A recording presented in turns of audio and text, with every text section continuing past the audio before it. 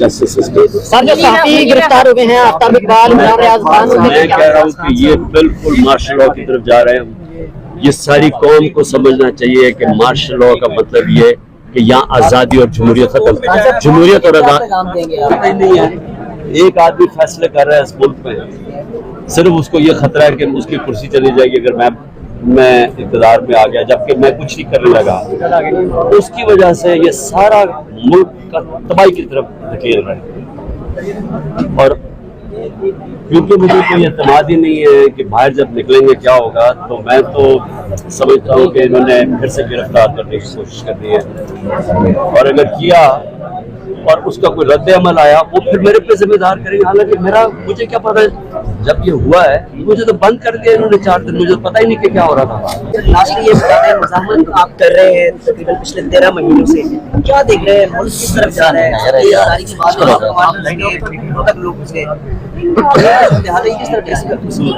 मैं सवाल ही पूछता हूँ कि मैं इतनी देर से लगा वो कहने कि हम पुरअमन एहतजाज करते रहे हैं 27 साल से, सारे हमारे बड़े तारीखी जलसे हुए, लोग आते थे चुप करके चले जाते। मैं इनको वार्न करता रहा कि इसको मुल्क को ना वहां ले जाओ, जब इस सबके हाथ से निकल जाए। मेरी तकरीरें हैं कि हम ये श्रीलंका जब लीडर का स्वॉब निकलाता है वो किसी के कंट्रोल में नहीं होता।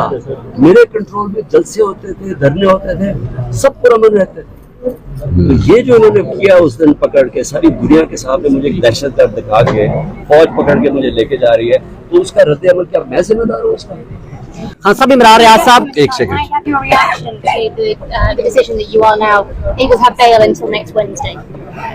Well, I mean, basically we're grateful to our judicial system. It is the only thing that is stopping Pakistan from descending into becoming a complete banana republic, where law of the jungle prevails.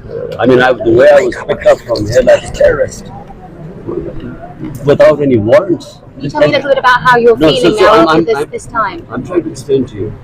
So, the only hope we have is the judiciary, which again protected me.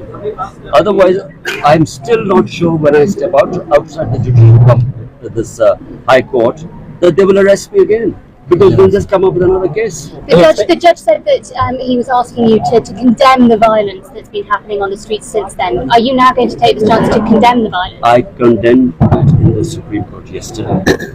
This is my country, my army, my people. It's tragic what is happening here. I've warned about this several times before that, look, as long as we do political rallies, they're all within the constitution, they're peaceful. I said, don't push it to a stage where mobs turn out on the streets like in Sri Lanka, and that's exactly what they did. And what would Because you do now? if I was in jail, how am I going to control the people? So never did I allow this sort of thing to happen. It's only when 4 days I knew nothing what was going on. That's when things went out of control. And my worry is that if they pick me up again I will be inside. Who is going to control what happens after that? I should not be blamed for that. So what is your plan now? Because you know that you've got protective bail until next Wednesday. Well, we're trying to find out, because we are wondering what we could easily be again. I could again be. There's already Punjab police here, and they're going to easily arrest me afterwards. are you expecting Imran Khan to arrest you? I do expect, because what is Punjab police doing here right now? What is their role? They've come in big force, so they've clearly come to arrest me. Do you think the military leadership will allow you to take part in elections, to win those elections, as it seems to have if they occur? I think our whole democracy is threatened right now. I feel they are violated the constitution, which is clear that in 90 days, when you dissolve your governments, we dissolve 2 out of 4 provincial governments which we govern.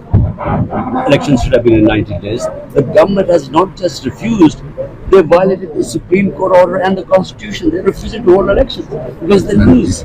So we are heading towards a total breakdown of our democratic system, of a fundamental rights. In my entire, just put everyone in jail.